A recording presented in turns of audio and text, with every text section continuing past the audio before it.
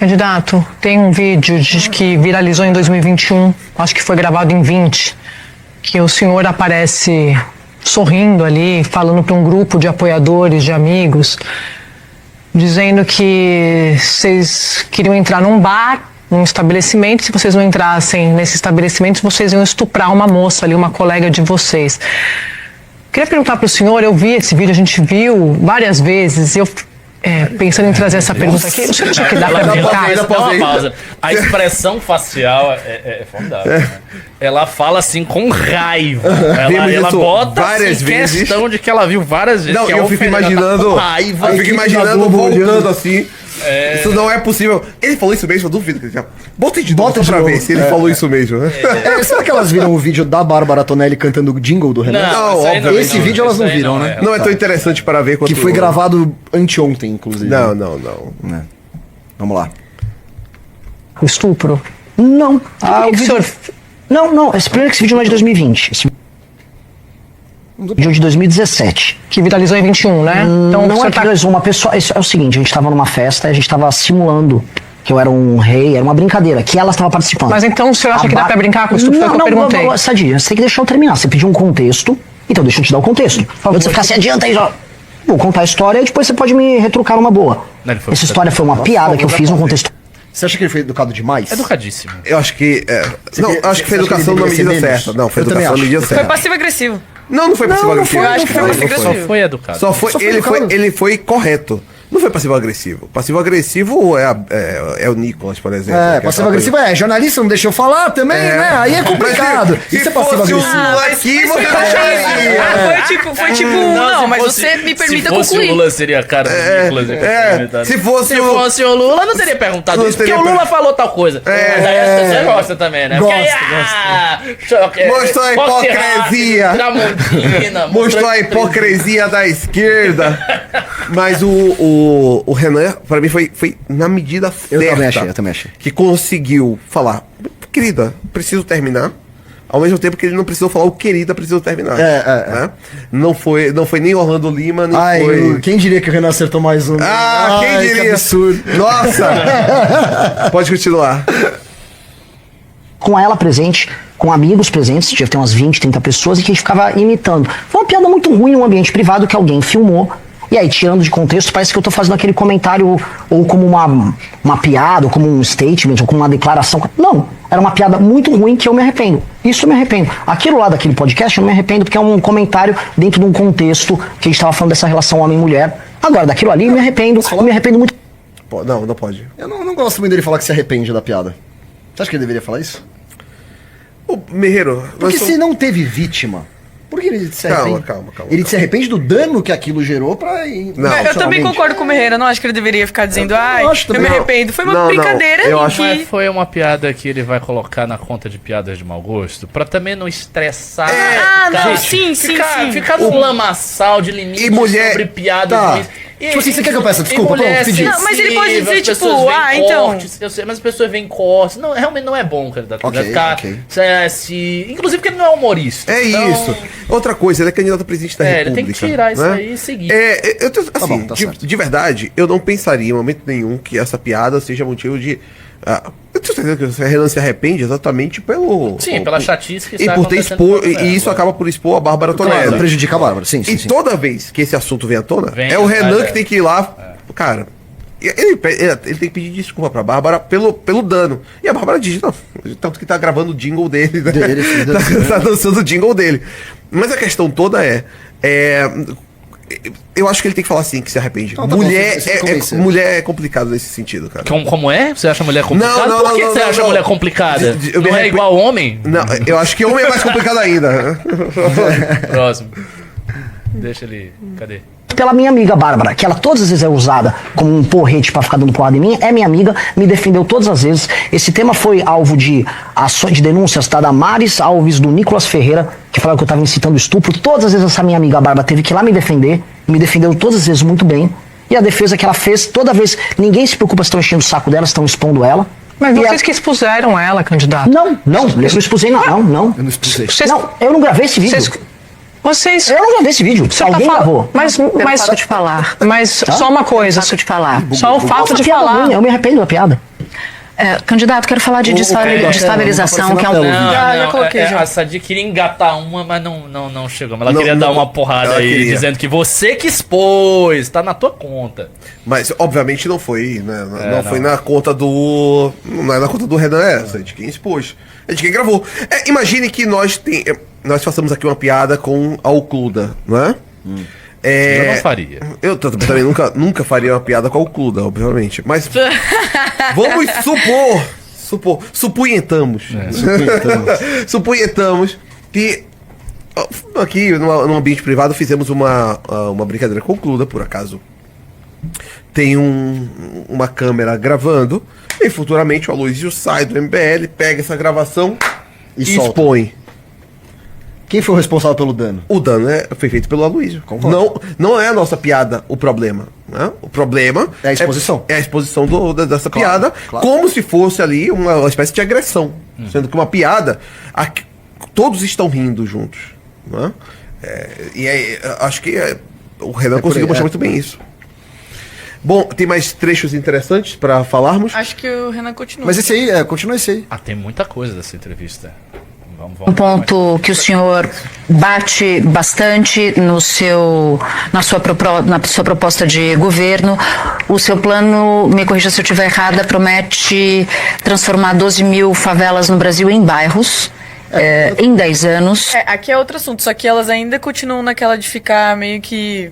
mas deixa eu ver, eu não vi. Vale a pena, se for a parte que eu vi. Bora. Territórios onde vivem mais de 16 milhões de pessoas, isso segundo o censo de 2022. Pode ser até que seja um número maior, né? Como é que o senhor vai fazer isso? Porque para fazer uma política de desfavelização, o senhor vai ter que tirar as pessoas dessas casas para poder colocar saneamento, para poder arrumar moradia. Elas voltam de fato para casa? Onde é que o senhor vai colocar essas pessoas enquanto o senhor está desfavelizando as comunidades no país? Bom, a primeira coisa, o que é uma política de desfavelização? Primeiro é atestar que viver numa favela é indigno, que uma pessoa que vive hoje numa favela, ela não é titular de direitos, que ela tem taxa de tuberculose maior, taxa de gravidez na adolescência maior, presença endêmica do crime organizado. A anomalia urbanística chamada favela precisa ser confrontada, enfrentada e resolvida. Esse é o primeiro ponto. Segundo ponto, países sérios não têm favelas. Países sérios enfrentam o problema da favela. Eu posso pegar da China a Singapura, eu posso levantar da Colômbia à Argentina, experiências de países que estavam no terceiro mundo. Estou falando, inclusive a Índia tem fortes políticas de desfavelização acontecendo agora. Todos eles tentando resolver. Culturalmente o Brasil adotou outro caminho, que é de aceitar a favela como um elemento da própria personalidade. A favela faz parte da nossa cultura. Eu não acho que isso deva ser aceitado. É um enfrentamento que é urbanístico, estrutural e cultural também. Então, retirar o crime organizado. 2, avaliar qual a natureza daquela favela e daquelas pequenas propriedades informais por enquanto. No livro amarelo, a gente fala de 4 modelos. Lugares que têm interesse econômico. Vou dar um exemplo. Um Vidigal, aqui no Rio de Janeiro, mas que são aclives. Lugares que têm interesse econômico e são planos, a maré. Aí lugares sem interesse econômico e que são, vamos dizer, com aclives ou acidentados. E sem interesse econômico e planos, ou seja, uma planície. Cada um terá uma política diferente de desfavelização. O que tem interesse econômico, a pessoa que mora lá vai ser tirada de lá para que possa se construir empreendimentos, não, é isso? Muito pelo contrário. Você pode fazer um aproveitamento adjacente com levar empresas para a região, levar empregos para a região, só que você vai fazer um leilão reverso, você tem mais possibilidades no leilão reverso de você atrair investimento privado. Agora, se é uma área de pouco interesse econômico, o investimento será majoritariamente público. A questão do interesse econômico é para você poder vincular a participação econômica nisso. Então, por exemplo, uma região distante, de baixo interesse econômico, mais plana, qual a principal questão dela? Em muitos lugares, essas casas já são de alvenaria, você tem que fazer, como aconteceu na Argentina, uma adequação da construção à legislação nossa. A conferir essa pessoa o título de propriedade. Qual o principal problema dela? É o problema de você conectar ela em termos urbanos. Você tem vias de acesso. Então, boa parte da desfavelização vai ser transformar aquilo num bairro, arborizar, levar equipamento urbano e conectar. Calma, mano, vocês são muito apressados. Essa parte é boa. Calma. A gente falou pra deixar. O pessoal já viu. Tá, de maneira mais eficiente, essas pessoas com metrô ou com vias de acesso melhores. Mas se valorizar, vai ter remoção? Oi? Isso eu quero saber, a gente quer entender como é que vai ser. Como é que eu vou remover uma pessoa? Mas como a gente quer entender como, no detalhe? Isso não consta no programa, isso seria de uma desigualdade gigante. Então o que o senhor vai fazer exatamente? A pessoa vai ser dona do título de propriedade dela. Mas eu não entendi. Um título de propriedade de uma casa que vai ser reformada num bairro que vai ser digno, Sadir. Por que eu ia remover? Eu não entendi a pergunta. Por que eu ia remover essa pessoa? Não, a gente está perguntando se isso não é remoção com outro nome. Porque o senhor faz um longuíssimo capítulo no programa de governo falando sobre isso. Acho que esse é o maior problema social do Brasil. Então, a gente quer os detalhes. Acho que é justo para quem está assistindo saber o que o candidato ia dizer sobre isso. O diagnóstico central disso. A favela é um problema transversal. Ela congrega inúmeros outros problemas dentro dela. Problemas de saneamento, de acesso à água, problemas que vão de tuberculose a pior desempenho escolar. Resolver a favela é você resolver múltiplos problemas ao mesmo tempo, dentro de uma chaga que é urbana. né, chaga que atende a paisagem urbana. Resolver ela é você atacar muitos problemas ao mesmo tempo. Por isso que nós temos um capítulo enorme dedicado a isso. Que envolve desde a autoestima da pessoa que mora lá, a ideia própria de uma cidade séria no século XXI. Tem um trecho que eu queria que o senhor explicasse, que o senhor fala de remoção, de demolição em 48 horas. Sim, mas isso é muito claro. Isso não é, se você monta uma favela agora, você faz uma invasão, nós não vamos permitir que uma invasão se erga. Movimentos de moradia, movimentos de especulação imobiliária, mas como milagem. Se em 48 horas você vai construir uma casa, né? Uma pessoa vai tentar montar um barraco, você vai ter que apenas cumprir a lei, que é impedir aquele barraco de ser montado. Senão você não tem direito de propriedade no Brasil, você é um país sério. País sério, existe propriedade pública e privada e é respeitada. Senão não tem regra. Mas isso é uma regra básica. Nós vamos ter que utilizar, inclusive, satélites, georreferenciamento para evitar novas invasões. Existe uma indústria da grilagem que acontece no ambiente urbano e que também acontece no ambiente rural. A mesma lógica para evitar, por exemplo, ocupações de grileiros de áreas de proteção ou áreas de manancial. Em São Paulo, as áreas de manancial foram inteiras invadidas. Foram invadidas para a construção de favelas e depois o PCC ocupou. Isso quando não é o próprio PCC que organiza as invasões. Então, sim, isso precisa ser feito. Eu não vou permitir o surgimento de nenhuma outra favela. É isso que o presidente Sérgio tem que fazer. Isso é lei e ordem. Agora, quem mora na favela, aqueles 16 milhões de inscritos... É isso, que a gente está perguntando sobre esses 16 milhões terão direito a título de propriedade e viverão em bairros que não terão mais o crime organizado, que serão devidamente urbanizados. E se eles estão para dar mais exemplos, uma pessoa está numa encosta, igual aconteceu em Juiz de Fora agora. Não dá para morar numa encosta. Vai ter que tirar as pessoas dali e vai ter que fazer um prédio para essas pessoas morarem. Se não há interesse econômico em participar dessa atividade, o poder público vai ter que fazer a construção de prédios. Para isso eu preciso liberar espaço fiscal, por isso eu preciso fazer as reformas. Isso é uma política de Estado para o Brasil se comprometer, igual o Singapura se comprometeu, ou igual a China conseguiu evitar, de se tornar um lugar favorizado da dignidade para as pessoas. Resolver favela é um tema central para o Brasil se tornar um país sério. Como é que você vai proteger o morador? Uma pausa aí para eu comentar, né? Assim, o pressuposto da pergunta da Sadinha é um pressuposto engraçado, porque ela acha que necessariamente para você transformar a favela você precisa tirar as pessoas enquanto você está fazendo o trabalho de transformar. Mas não é assim que funciona em reforma de nada. Na realidade, o poder público reforma bairros que não são favelizados. Ele coloca recapeamento de asfalto, ele coloca um aparato social que não tem lá, ele coloca uma escola que não tem lá. Se tem insegurança, ele resolve colocando mais policiamento. Isso você faz num bairro que não é favela. Você pode fazer todas essas coisas numa favela. A favela não é um lugar mágico, é a mesma coisa. A diferença é, quando você está falando de um imóvel que está numa encosta, aí sim você tem que tirar. Ricardo, eles já fizeram isso. É fácil de entender isso. Eles já fizeram isso em alguns... Claro, nunca foi numa larga escala, mas isso já foi feito desfavelizar um lugar e entregar. O grande problema é que depois favelizaram de novo porque não tem várias medidas que deveriam ser tomadas. Mas isso já foi feito, não é uma...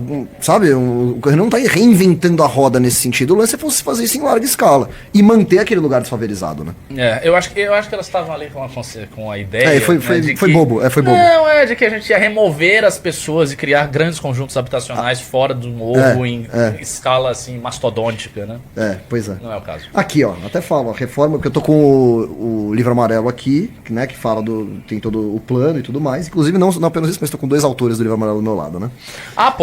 Deixa eu ler esse pimba aqui. Você vai... Não, por favor. Não, leia. Eu achei interessante também. O Arthur mandou um pimba de R$10 que merece ser lido. Vi a sabatina com a minha avó. Ela virou fã do Renan e falou que vai fazer até campo. Inclusive, contei pra ela da Valete, ela ficou interessada. Qual edição vocês recomendam pra ela que tem 73 anos? E aí, Catolicismo. Catolicismo. Boa. Ainda que ela seja evangélica, Nossa, acho que eu dar uma dica para as pessoas, porque eu já... Opa. Essa aqui, ó. Se eu puder indicar, toma dele. Vou dar dica para as pessoas. Quando vocês forem mostrar esse conteúdo para pessoas mais velhas, mandem entrevistas mesmo e não lives, né? Porque uma vez eu cometi esse erro de ver... Eu vi uma live muito boa do Renan e eu mandei um link para uns tios meus. Falei, cara, olha que demais isso aqui. Eles falaram, olha, eu adorei o conteúdo, eles concordaram com o conteúdo e tal, mas eles falaram, mas é muito agressivo, mas eu não gosto, tipo, o cara mais velho, eu não gosto de falar mais velho, o cara da terceira idade, ele não gosta desse tipo de coisa. Então ele prefere, só que quando eu mando a entrevista, aí vai. Aí a gerontocracia quer nos matar. O cara compra a Faz esse mesmo. corte aí, manda pra sua avó. Aqui manda pra sua avó aí que a gente não vai pagar a aposentadoria dela. A avó do cara realmente tá assistindo. Porque, obviamente, os meninos não têm a menor responsabilidade. Eles não fazem a menor ideia do que eles estão fazendo. Porque, obviamente, é uma brincadeira. Quero pagar a aposentadoria dela por muitos e muitos anos ainda. Pode continuar. Seguinte frase: vamos matar quem roubar. Eu quero entender o que essa declaração quer dizer. O senhor está dizendo que o vocês vão matar o ladrão de celular, o sonegador de impostos, o político corrupto, a mulher que rouba na venda 2 litros de leite para alimentar o filho. Quem que o senhor está dizendo que vai matar?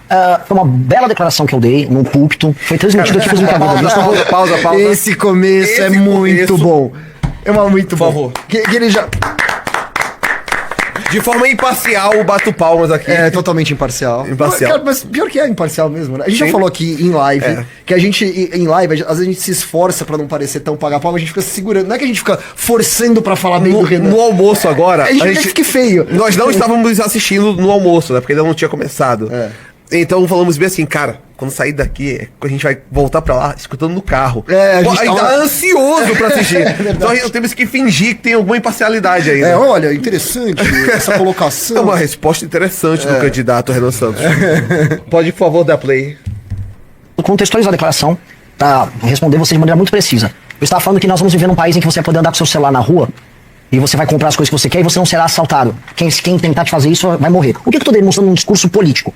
Que se você estiver diante de um assalto à mão armada, que é o grande problema que gera medo das pessoas na rua, São Paulo, a taxa de homicídio a cada 100 mil habitantes no meu estado, que é São Paulo, diminuiu bastante. Já São Paulo vai ultrapassar uma taxa menor que a dos Estados Unidos da América, em termos de homicídios a cada 100 mil habitantes. Entretanto, todo mundo fica inseguro ainda em São Paulo. É o assalto à mão armada. O assalto à mão armada, hoje um policial em São Paulo, não São Paulo, no Brasil, ele tem a possibilidade de legítima defesa de terceiros. Que é, se alguém está assaltando você à mão armada, ele poder agir de maneira armada. Tentar um tiro não letal, se acontecer de ser letal, aconteceu. O que eu tô avisando é, o approach, a resposta que a presidência da República tem que dar é, o bandido ser tratado como bandido, e o cidadão como cidadão. E que o cidadão não tem que ter medo. Aqui é um recado político importante de uma intenção de um próximo presidente de enfrentar de maneira muito dura o crime. Mas não tem um risco de matar inocentes? Eu tô falando isso porque o senhor tá falando que foi um discurso que o senhor fez lá na convenção, a gente assistiu, a gente acompanhou. É um slogan da campanha. Eu já vi o senhor falar várias vezes, a gente leu aqui o plano de governo, o senhor explica do que se trata. Teve até bichinho de pelúcia sendo vendido ali com essa frase, então o senhor... Muito bom. Cara, e você viu que esse desgraçado do Renan postou no stories dele o bichinho de... o bichinho de pelúcia tava falando com o link pra comprar. Muito fofo. Muito bom. Cara, mas esse bichinho de pelúcia é muito bom também. É muito bom, muito bom. Não, olha o que ele vai falar agora. Você viu essa parte, não? Você viu? Taca ali o play. Usa muito isso, né? É uma marca da campanha. O senhor não teme abusos em nome do senhor, como líder do grupo, usando esse slogan? Não tem. A gente já vive numa sociedade do abuso. Primeiro, a gente vive numa sociedade em que o abuso e a violação de direitos humanos se tornou regra. A exceção se tornou viver em lugares seguros em que você não é assaltado por todos os lados. A gente vive uma sociedade de medo. Portanto, eu quero inverter isso. A minha declaração foi muito clara. Hoje, diante de um cidadão armado, uma pessoa... Acho que nem tem como haver muito engano. Se você é um policial e tá na rua e está diante de um bandido que tá apontando uma arma pra uma pessoa, como agora, não sei se acompanha um caso horroroso aqui no Rio de Janeiro, de um menino autista que tava no meio da rua, um bandido armado tentou roubar o cordão dele, ele entrou em pânico, o menino fugiu, o cara tirou e matou ele pelas costas. O que um policial deveria fazer diante desse caso? É fazer uso da força.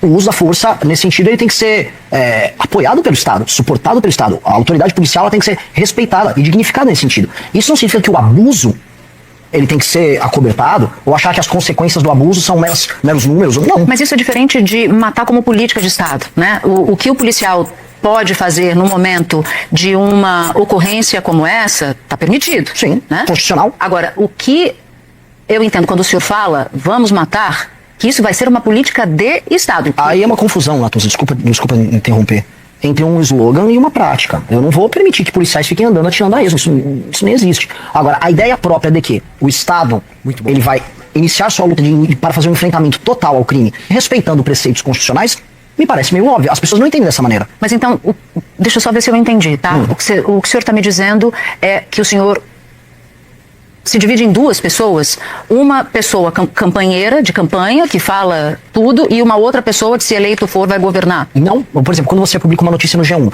você vai ter o título, você tem a foto da matéria e você tem o corpo da matéria. Cada um é construído de uma maneira para você ter camadas diferentes de interpretação. Mas o título é um resumo fidedigno do que está na matéria. Olha só, prendeu uma para falar o bichinho de... Só uma coisa, né, sobre essa parte de... o título é o resumo fidedigno da matéria. Obviamente isso só não é verdade. Né? Isso só não é verdade. O gancho, que é o título, ele é feito para atrair para a matéria. Exatamente. Não para resumir a matéria. Fosse feito para resumir a matéria, sequer precisaria ler a matéria. E os títulos seriam chatíssimos. Pois Na verdade, isso é um gancho retórico. É um gancho, exatamente. O que ela faz assim é fingir que ela não sabe qual é a função da retórica na política. Sim, completamente. Você não sabe o que é um slogan? Assim, ele poderia ser mais agressivo, porque ele não quis, ele foi elegante. Mas ele poderia ser... A senhora não sabe o que é um slogan? Mas ele fez praticamente isso, ele fez. Ele fez praticamente isso. Ele falou, você tá confundindo um slogan com uma política de Estado. Perfeito. E assim, só esfregar na cara das pessoas que estavam desesperadas, falando, porque na primeira metade o Renan foi mal. Essa foi a primeira metade da entrevista, foi uma das primeiras perguntas da entrevista. Eu achei a resposta, assim, o mais perfeito que poderia ser. Tá vendo, senhor fulano de tal? Não, tem senhor aqui... David Pirajá. Senhor David Pirajá. Vou explanar nomes aqui. Senhor David Pirajá, senhor Renato Batista. Não believers. Não, os caras. Vergonha! Senhor J. Júnior. J. Júnior. Os caras estavam. Ai, meu Deus do céu. Estamos 0-0. Jesus. Pelo amor de Deus. Estamos lutando pela sobrevivência. Sobrevivência do quê, cara? Vocês estão falando do quê? Vai mesmo, o cara foi embora. Volte pra nós, professor. Ele ficou chateado que a gente começou a expor nossos colegas. Exponho todos. Senhor Ricardo Almeida, sabe? Bom, pode dar play. Dá play? Pode dar play. Pelúcia que a gente vendeu e está disponível na nossa loja no partido. Se você é um bandido, você tem apenas duas opções no meu governo. Ou você vai ser preso, ou se você reagir, você vai terminar morto ou machucado. Não tem outro caminho. Se você é um bandido armado, tá cometendo um assalto... Mas isso já é assim hoje. Se o bandido reagir numa ocorrência, ele pode morrer. Sim, espero que aconteça mais. E se ele for preso, que ele fique preso. Porque hoje a regra é prendeu, soltou. Hoje você prende, vem uma audiência de custódia, solta. Eu aposto dinheiro que aquele cara que matou o menino autista agora com cordão, ele é um reincidente. Porque tem quase aquela proporção Pareto, quase todo mundo que comete crime são as mesmas pessoas, essas pessoas são reincidentes e retornam à rua. Hoje a regra prendeu, soltou. A provocação do prendeu, matou você tem que ter dois caminhos. O prendeu e o matou. Não tem outro caminho. Assim, a Natuza fala assim, mas hoje já é assim, o policial que, o bandido que revida, ele toma bala. Sim, mas é assim no papel. O que a gente vê na prática são policiais, e já falei com vários policiais que falam isso. O cara fala, meu amigo morreu, ou meu amigo foi alvejado, tomou tiro e tal, porque na hora de revidar com o bandido, ele hesitou. E por que ele hesitou? Porque ele sabe que se ele mata um bandido, mesmo o bandido tendo atirado primeiro, mesmo estando em legítima defesa dele próprio, ou legítima defesa de terceiro, ou estrito cumprimento do dever legal, no mínimo, aquele cara vai sair com uma baita dor de cabeça e aquele cara vai ter que pagar o próprio advogado. Então, uma das coisas que a gente tem que fazer é garantir aquilo que está no papel, né? E garantir ao policial, e eu acho isso uma das propostas mais legais do Renan, isso eu acho que era uma oportunidade dele ter falado aí, que seria muito interessante, ele falar a ideia do Estado custear advogado para policial que mata bandido. Sim.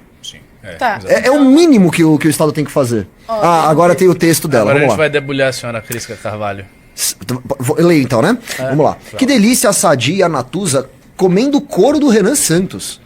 Há muito tempo eu venho tentando falar sobre isso, mas depois da convenção em que Renan lançou sua candidatura, eu realmente fiquei profundamente perturbada. Caramba. Não duvidamos. E eu falo aqui como mulher, como cidadã, como feminista, exercendo meu direito à liberdade de expressão. Eu acho isso ótimo. Quando as pessoas ficam histéricas, é que a gente sabe que tá indo bem. O Bolsonaro fez muito isso. O discurso apresentado naquele evento me assustou. Quando um candidato coloca violência como a resposta para os problemas da sociedade, isso merece um debate muito sério. Polícia não tem poder absoluto.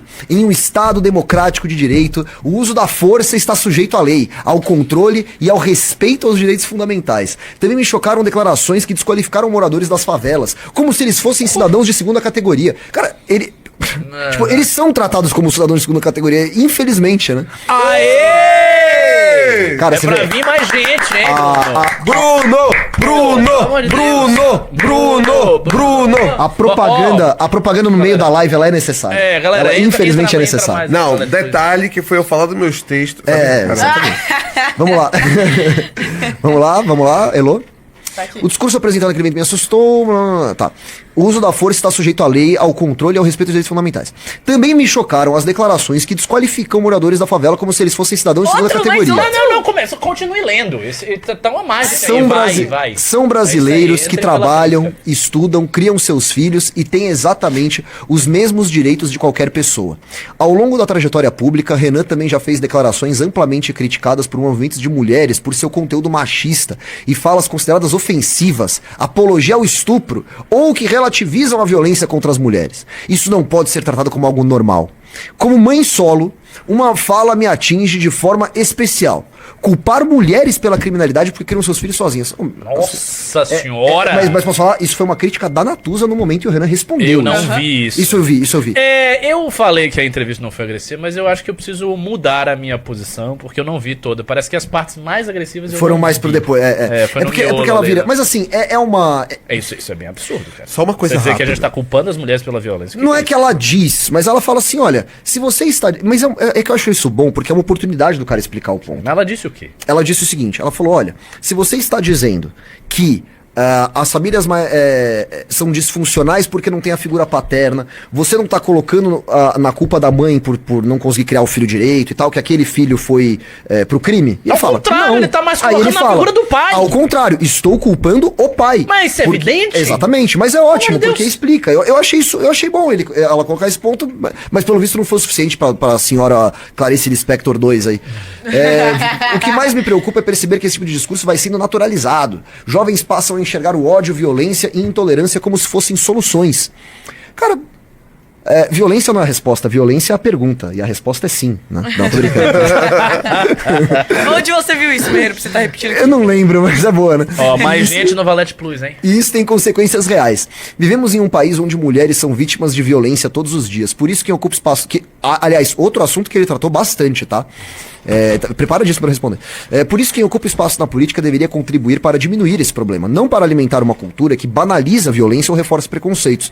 Confesso que saí daquela convenção assustada, não apenas pelo que foi dito, mas pelo fato de que tantas pessoas aplaudiram. Isso me faz pensar no tipo de sociedade que estamos construindo e no quanto ainda precisamos defender a democracia, os direitos humanos e o respeito entre pessoas. Acorda, Orlando Lima. Ai. Muito bom. Democracia! Direitos humanos! Eu amo direitos humanos. Cara, se eu puder dar um nome pro meu filho, vai ser direitos. E o outro, humanos! Vai. Meu filho vai se chamar Democrata Kleber. Caraca! Então, assim... O que assim, me deixa... a palavra não é surpreso, porque eu sei que é assim. Mas um pouco... desalentado. Essas pessoas acreditam ainda nessas merdas que elas falam? Porque assim, isso é tão patético. Tipo, esse é uma coisa que eu ouço esse discurso, esses slogans, desde sei lá quanto tempo. E as pessoas ficam repetindo esse reme-reme, esse chove não molha. Não, porque a democracia, a violência na solução. E novamente cai naquele argumento. Beleza, não é a solução, vocês não gostam do prender o matou, isso é uma coisa do Bukele é malvado, eles vão fazer isso. Ok, vocês vão fazer o quê? E aí, vai fazer o quê? O que é que será colocado pela esquerda brasileira, pelos democratas, por todo mundo para resolver o problema da segurança pública? Ninguém está impedindo. O PT governa pelo 5º mandato. Não. Sabe? Os caras estão no poder. Entendeu? É só fazer alguma coisa. Se vocês querem resolver o problema da violência com ressocialização, direitos humanos... Por que não deu certo até hoje, né? Então resolvam, meu amigo. Pega qualquer coisa e resolva. Se resolver o problema, tá tudo certo. É simples assim.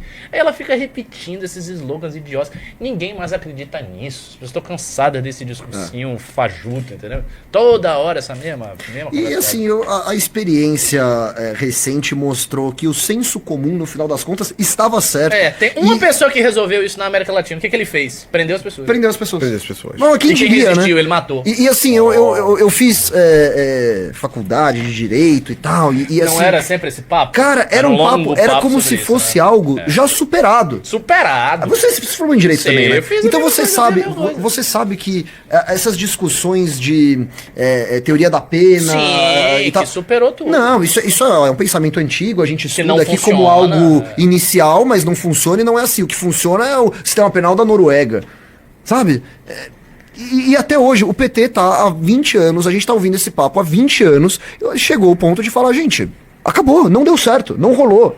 Não rolou. E no final das contas, e aí tem aquela linha de... Tem um negócio de QI, né? Que você tem o cara do senso comum. Isso, o senso comum. Aí Mata tem, tudo, bandido! Aí Não vai no bandido. Aí você tem o cara médio que leu alguma coisa que ele fala, não, isso não é o correto. E você tem o cara que leu e estudou pra caramba, ele volta no... Não, tem que matar os bandidos mesmo. Tem que matar de acordo com a doutrina de Jacobs. Exato. É isso. Eu gosto muito desse assunto da segurança pública, mas isso me irrita, cara.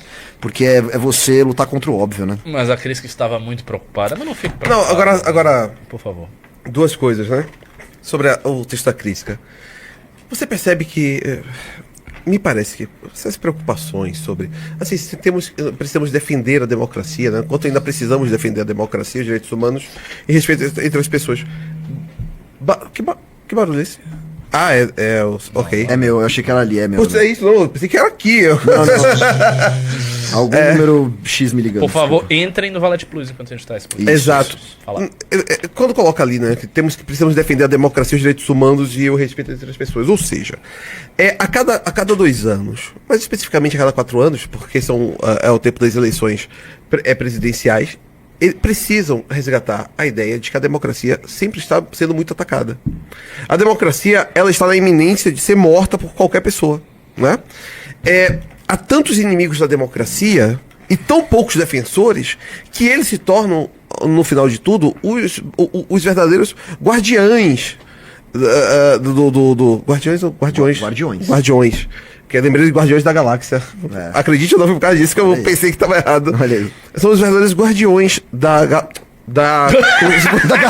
Da Constituição. Da democracia. Esse filme da Marvel talvez seria meio chato, né? Guardiões da democracia. E nós já assistimos isso a cada 4 anos. Então, no final das contas, nós estamos lidando com um tipo de discurso que sempre se coloca numa posição de estamos em um momento tão delicado, um momento de uma linha tão tênue entre a democracia e a barbárie, que somente nós sabemos o que podemos salvar a democracia e todo o resto é a barbárie, né? E aí, imagine o que é você transformar um caso desse, que é um caso de falar sobre enfim, acabar com o crime organizado, prender os bandidos, acabar finalmente com o estado de exceção em que vivemos. Isso se torna um processo de barbárie, ou seja, admitem tacitamente que a democracia é o estado de exceção na mão dos soberanos, que são os criminosos. A democracia brasileira é basicamente isso.